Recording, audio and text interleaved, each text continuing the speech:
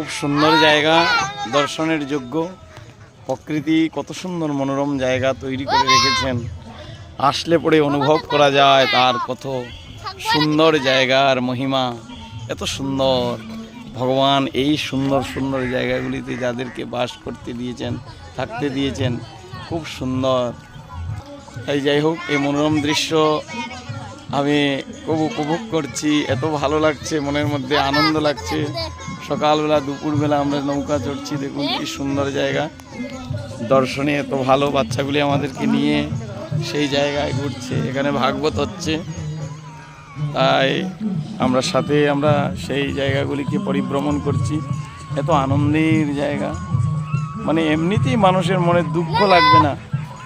এই জায়গায় কখনো দুঃখ নিবারণ করতে হলে এইগুলি জায়গাতেই আসা দরকার।